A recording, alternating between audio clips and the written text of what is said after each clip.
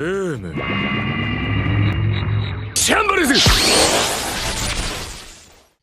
what is going on? It's Brownwood's TCG, and we are back at it with another banger of a video. But today, we are going against none other than my good friend, Justin. Justin here is piloting the Whitebeard. It is one of his first decks that he built, so it's his baby. So it's pretty much both of us playing our mains, going at it. This was actually the first time that we ever matched up against each other in a tournament setting, in an official tournament setting. So this was definitely a hype matchup. So much trash talking going on before this game even started. Weeks and weeks before in the group chats, always talking smack to each other, waiting for this fateful day for us to actually meet up with each other on the grandest stage of it of them all. So getting right into this one right here. Our opponent goes first, passes to us. We go second, tap one Dawn, play Gordon. I play Gordon because I know that my opponent is going to be playing a bunch of one-cost characters, one-cost searchers, one-cost Makinos and stuff like that. Makino rests herself to activate her ability, so I'm going to be able to swing into her with this Gordon. Just applying some pressure with him out there, making my opponent second guess if he even wants to be doing those specific plays, but we'll see how it ends up working out. Opponent goes ahead and brings out the 2-cost Sanji for 2 Dawn, and he attaches 1 to leader.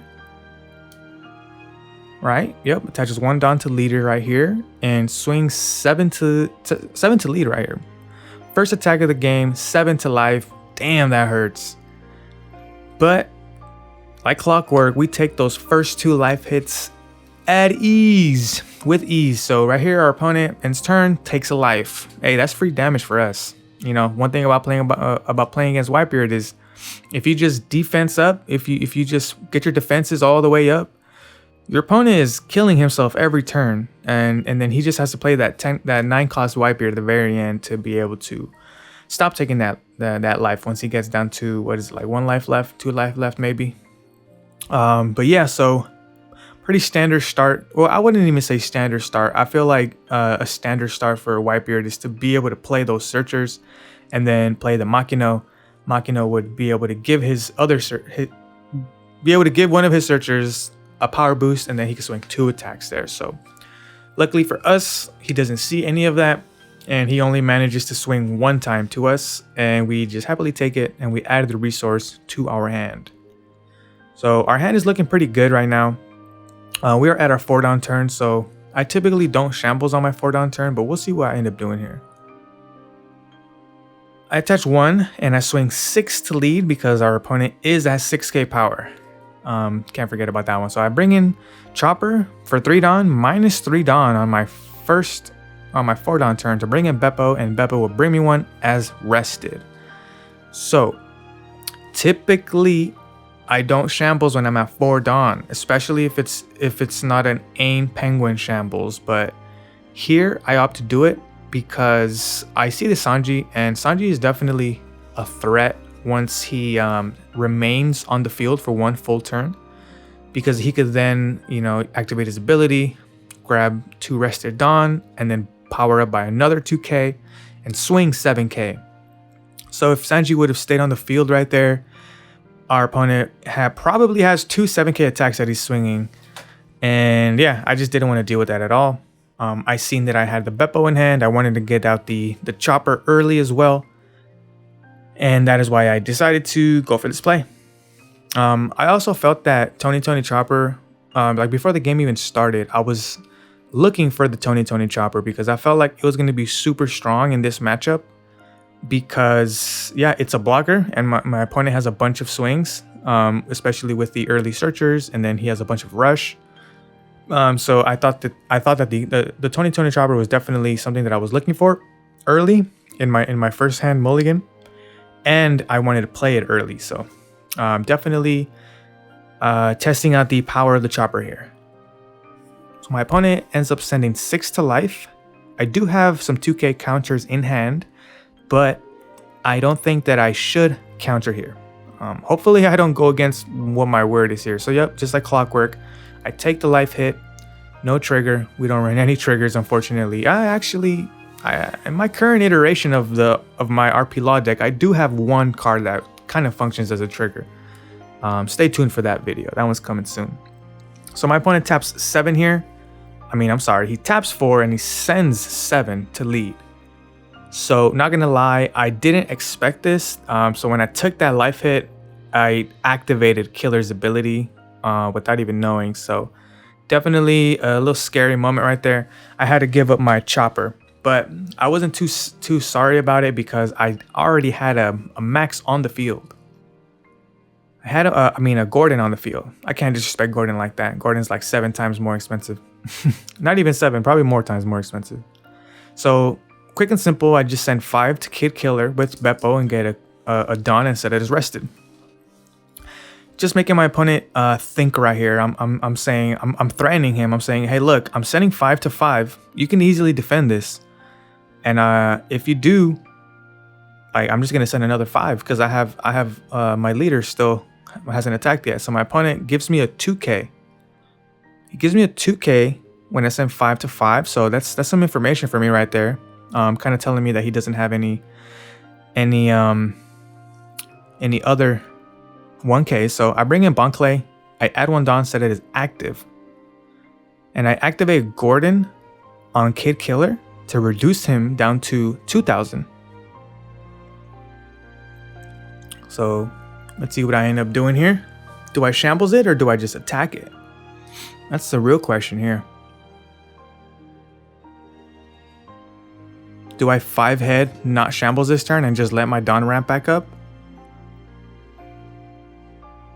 And I do end up deciding to send 6 to Kid Killer. I sent 6 to Kid Killer here. This is a 100% a KO because, well, I wouldn't say 100%, because Whitebeard does have a bunch of, counters and stuff like that. But I'm sending 6 to 2 right now. And the main reason I did this instead of shamblesing and then sending 6 to life is because I did not want to shambles and go back down in Dawn, because especially against Whitebeard is at 6k life, right? He's at 6k life, and I need as much Dawn as possible to be able to distribute my Dawn amongst all my characters to be able to swing even at him, right? So I sense that, and instead of going for a shambles and going back down in Dawn, I opt to just go for the standard play. I wouldn't even say standard because I feel like most people would have just shambles him right there, but I go for the play of just knocking it out for sure.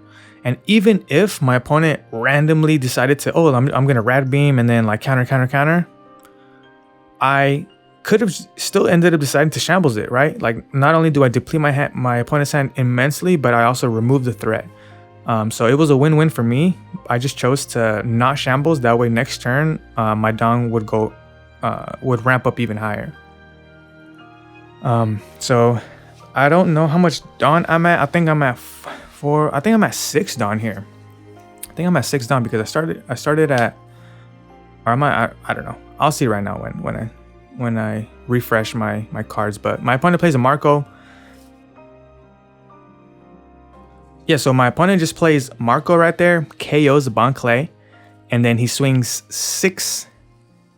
I believe he's swinging it to Beppo.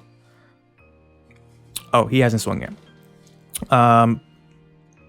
Let's see. I think my opponent is just deciding on what he wants to do here. So he attaches 1 Dawn to Whitebeard, and he swings 7 to Beppo. He makes sure to tap Beppo's forehead just to remind me who he's swinging to. And I happily give that. My opponent takes another life hit right there. Boom, our turn again. So we've been being super patient with it, right? We've been very patient with choosing our targets, not unnecessarily shamblesing, because I do eventually want to get my big bodies out on the field. Big bodies as in the Kid, the Queen. Those would be some of my bigger bodies. So we, by being patient, we are rewarded, right? So right here, we are rewarded with 8 Dawn. 8 Dawn is plenty to be able to get rid of this Marco and establish a menacing board and send some nasty attacks our opponent's way. So after being patient, after not cracking under pressure and like, oh, I got to shambles and send everything to face. Like, nah, you just got to slow it down, understand the situation, understand that Whitebeard is slowly killing himself until the very end, right? So you don't necessarily need to be doing extra damage to him. You just got to successfully remove board, as well as not drown yourself out of Dawn, and also keep your hand size healthy. So it just takes practice, right? Just being comfortable in these situations, not really cracking under pressure, being okay with just swinging into characters. And if your opponent counters out, like, it's okay if they counter out. It's not like, oh man, they countered out of my attack was useless. Like, no, whenever you're attacking somebody, they have to spend resources to defend, whether they're defending their life or they're defending their characters.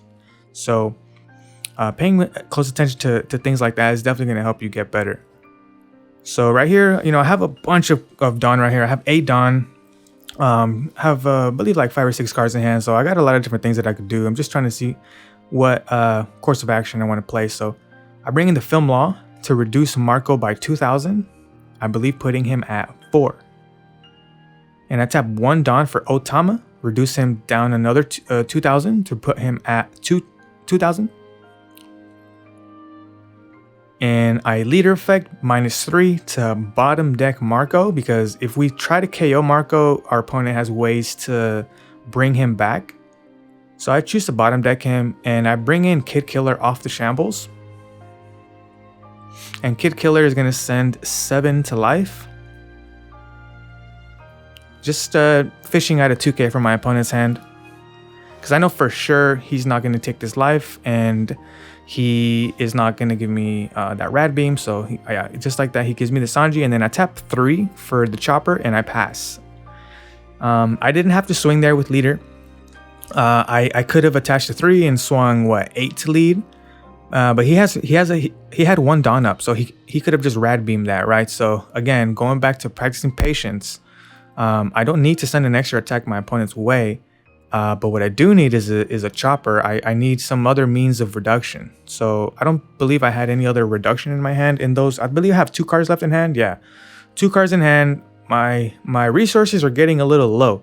So I opt to throw out the chopper. That way, next turn, if it sticks, which it should, because my opponent just played a Marco, and I don't think Whitebeard would want to play back-to-back Marcos. Like, right, Whitebeard wants to slowly ramp up to his bigger bodies, like Ace. He runs Kid Killer now, obviously the 9-beard.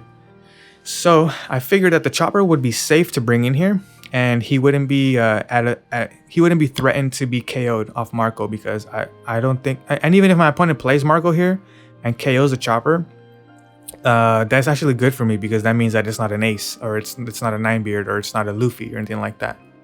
So kind of a bait in a way, but a safe bait, because I don't think my opponent plays Marco here, like, in any situation. But yeah, so that's where we're at right now. 4 bodies on the field, technically 3, because Otama is just, Otama. So my opponent taps 1, 2, 3, 4, 5, 6, 7 to bring in the Ace, the Rush Ace. Ace will be getting that rush because it is Whitebeard archetyped, and he goes ahead and reduces our Kid Killer by 3 and our chopper by 3, leaving our chopper at 0 or at 1k power and Kid Killer at 2k power. So my opponent still has 2 Dawn active. So he did have 9 Dawn display. Possibly could have gone for a 9-beard, but probably didn't have it. That's the reason why he probably didn't play it. Or at the same time, he did want to, start reducing my board size here, and opted for the double reduction and rush. So he goes ahead and swings 6 to my Kid Killer. I give, and he swings 7 to my lead, which I take. So I opted to not block with the chopper there, because I needed the chopper to get rid of this Ace. And yeah, so we survive a turn.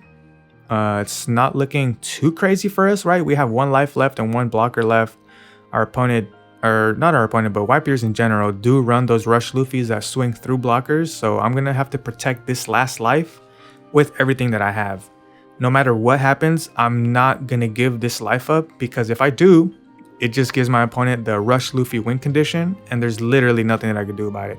So the way that I'm playing this game, as soon as I hit 1 life versus Whitebeard, and in general against any Whitebeard, I always play like this last 1 life is my last life, because if I go down to 0, it's just gonna be game if he plays Rush Luffy. So here I attach 2 Dawn to Chopper, and I activate my effect. I reduce Ace by 3000, and I believe I send this attack to leader. So I'm sending 6 to lead, reduce Ace by 3k, and my opponent gives me a 1k EZO. All right. Awesome. Just trying to see what I want to do next. Do I want to swing into Ace, or do I want to swing into leader?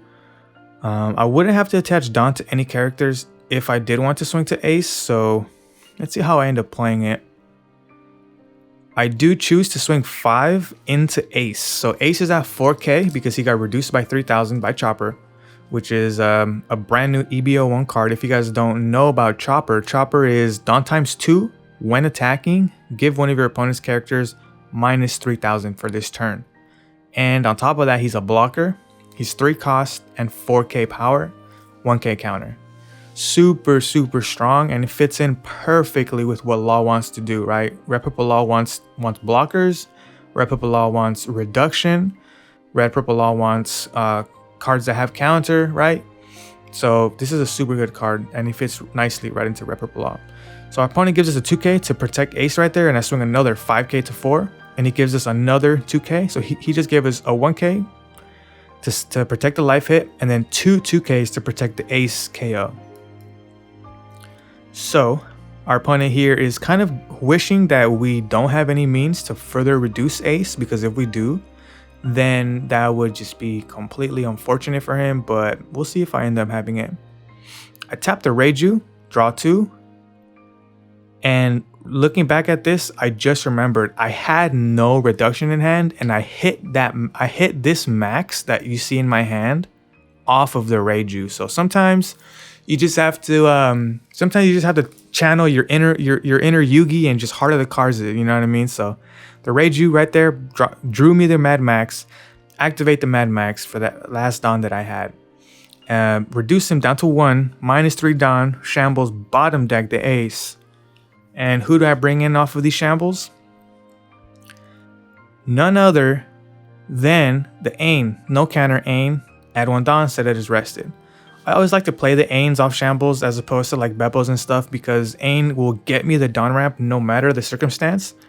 And I'm also getting rid of a no counter card in my hand. So as opposed to playing a Beppo there, I don't know if I even had one, but like in the scenario where if you have a Beppo and Ain and you have the choice to bring one of them in, I usually always opt to go for the Ain. Yeah, your brain kind of tells you, oh, I want the Beppo because I can go +1 on play and then +1 when attacking. But in this meta, there's so much removal that Beppo very rarely sees the next turn. So at the end of the day, they're both going to give you 1. But if you keep Beppo in hand, he's a 1k counter in hand, as opposed to Ain, she's dead in hand. So I feel like anytime that you have Ains in hand, you always want to make sure that they hit the field. Obviously, it has to make sense, right? Like it has to make sense for them to come out. But typically, I'm gonna always be throwing those Ains out when I can. So interesting turn that we had there, right? We reduced Ace, and then we brought in the Reiju to kind of throw a Hail Mary and try to, fish out some more reduction. And so now we're left with a full board of characters. Our opponent's at 10 Dawn. So he has a couple different options here. He can, hopefully, if he has some rush in hand, he can try to, rush me down here. I do have no blockers active. So it looks like he attaches 1, 2, 3, 4, 5, 6. So he has 7 standing down. So he's sending 8, 6, 7, and now he's sending 9k to lead here. 9 to lead, we take. He taps 4, brings in Kid Killer. And he attaches 3 Dawn and swings 10 to life. I go 6, 7, 8, 9, 10, 11k. I go up to 11. Just like that. Just like that. Easy peasy, baby. Easy peasy. What happens under pressure? We don't crack under pressure.